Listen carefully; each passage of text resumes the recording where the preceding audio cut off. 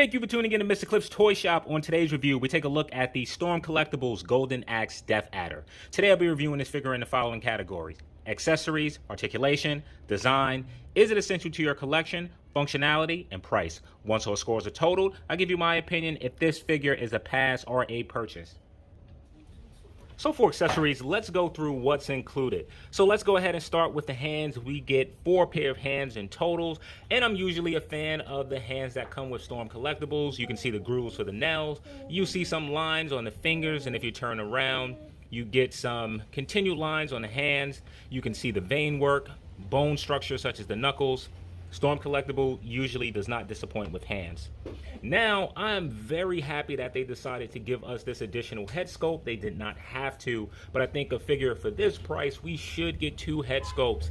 As you can see, there's a lot of vein work. Turning around a black sculpt, it reminds me a lot of the head that came with the Ares figure.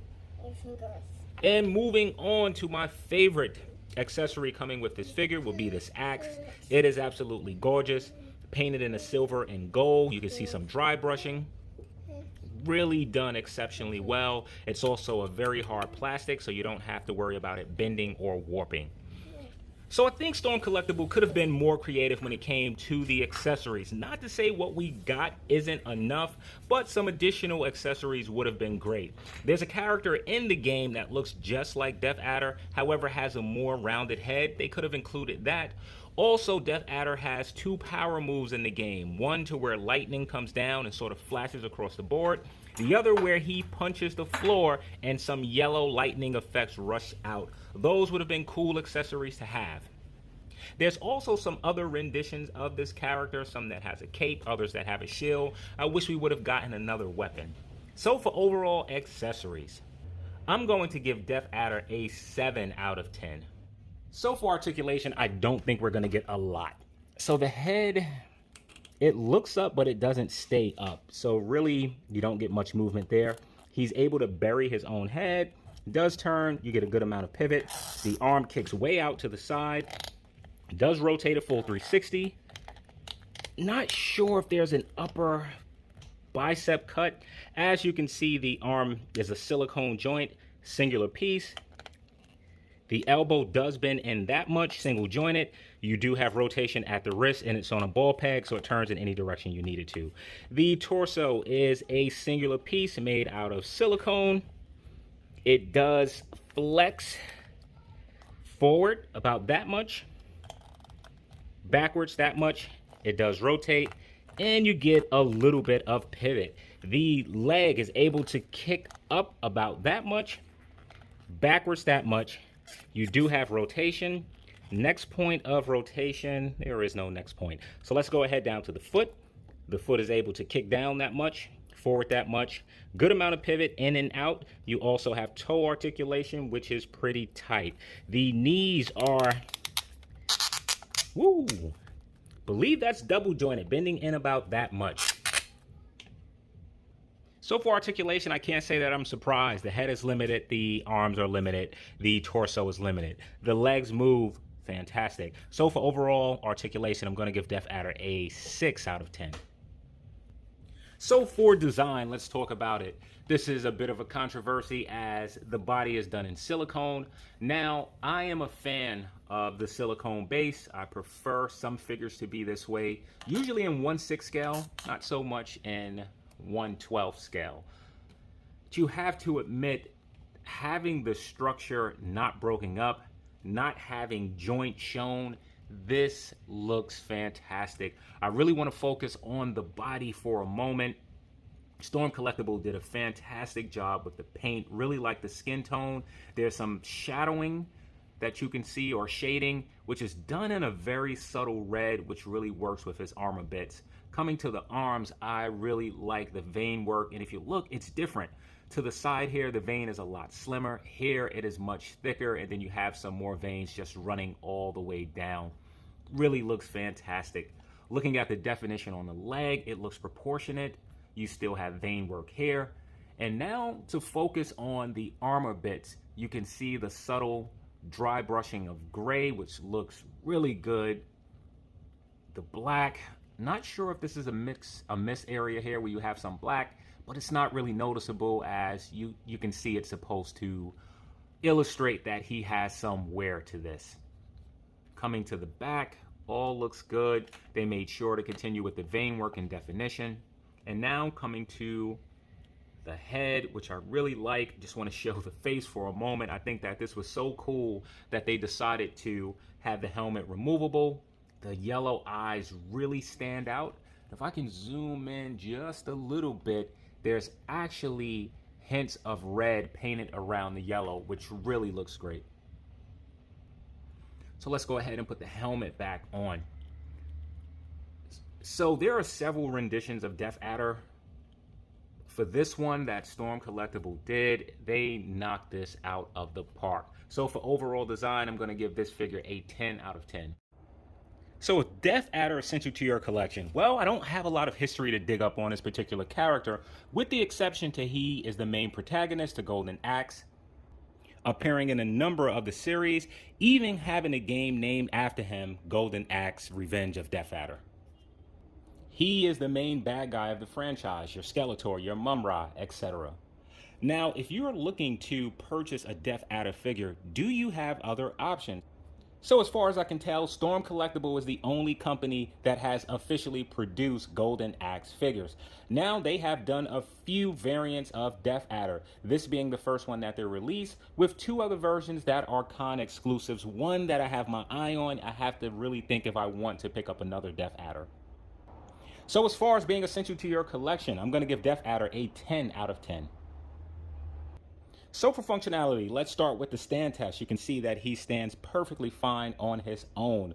Moving to the head, I want to show that the helmet is removable. This is something that they did not have to do. I am very happy that they did so. It is made out of a softer, pliable material. Coming to the head, I'm curious to how the head is able to look up without the helmet. Not really much of a difference. So I want to go ahead and remove this head for a moment. Let's go ahead and place on the other head. Head pops on easy enough, and I really like this facial expression. So I want to go down to some of the armor bits. Starting with the shoulder parts, you can see that they're very soft. This is a good thing because it allows the arm, I'm notorious for popping those up, really to go up without this limiting the range of movement. Pretty happy with that. Coming down to the armor pieces on the side, they are also very flexible, so you're able to get the leg to stretch out to the side. In the event if I didn't do this during the articulation part, let's just take a look. So he kicks out about that far to the side. You do have good rotation, very happy with this. With Jin from Tekken, did not like the joints, unsure of what was actually done different. Inside here is also a softer material. It is good. You don't have to worry about the paint rubbing. The one concern is that it is a bit thin. I am worried about it deteriorating over time. Now let's get to the body itself. So what works in the design aspect, the silicone looks fantastic. The functionality part, it doesn't work so much because it really hinders the joint. So when it comes to the arms, unsure if I'm able to tell if this is an upper bicep cut. It seems impossible to move. Also, I wouldn't want to really move it anyway if it was there, because then I would worry about the silicone getting bunched up in between the joints. So if you are going to bend the figure, I really wouldn't want to leave it in poses like this for a long amount of time. Even though right now, as I'm bending it, I do not see any creases left in the silicone itself. Of course, it does limit articulation, particularly with the torso. You can tell that he can crunch, but he really doesn't stay in a crunch. So you really have to use that middle section to get him to move, and that in itself does work. All right. Also notice this, I guess it's pretty cool. If you look, there's a belly button. First I thought it was a red mark, but I think it's a belly button.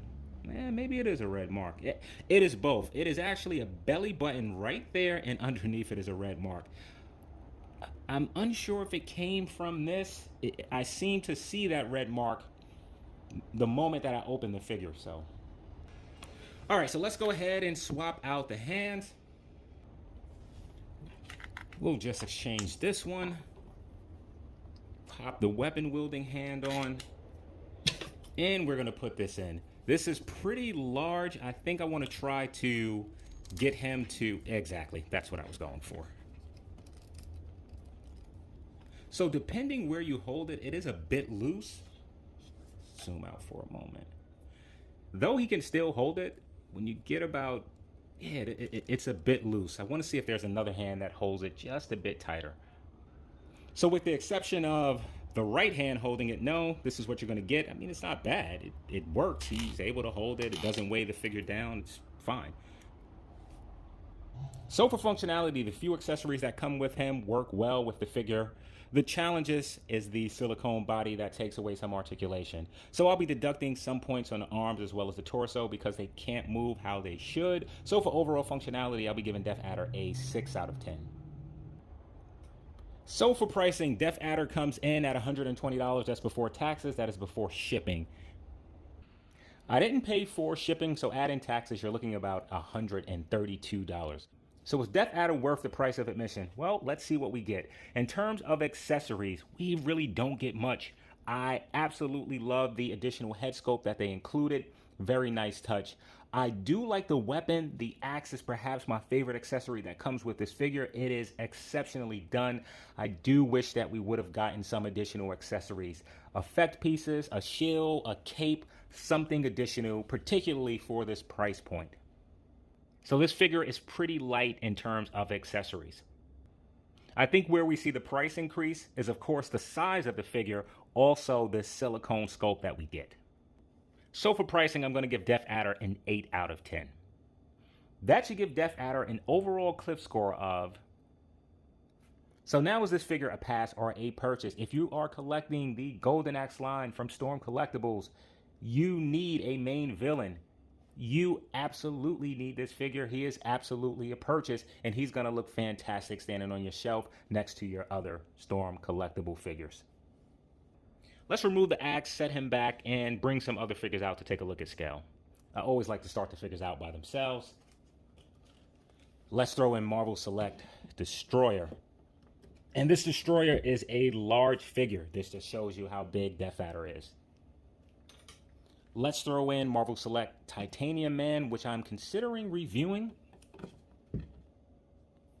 Also another large figure, which Death Adder has no problem towering over. Let's get Destroyer out of here and throw in the NECA Chrome Dome, another figure I'm considering reviewing. So far, none of these figures are taller than Death Adder. All right, let's remove Titanium Man. Let's throw in one of the skeletons from Golden Axe. I'm surprised this figure is still standing, considering what my son did to it. Chrome Dome, you gotta go. Let's throw in Mortal Kombat. How are we gonna do this? All right, here we go. Here's Mortal Kombat Motaro. Let's get him out the way. And for our final comparison, let's put him next to Golden Axe Battle Axer. Wow. So I want to thank you for tuning in to Mr. Cliff's Toy Shop. I hope to see you during the next review.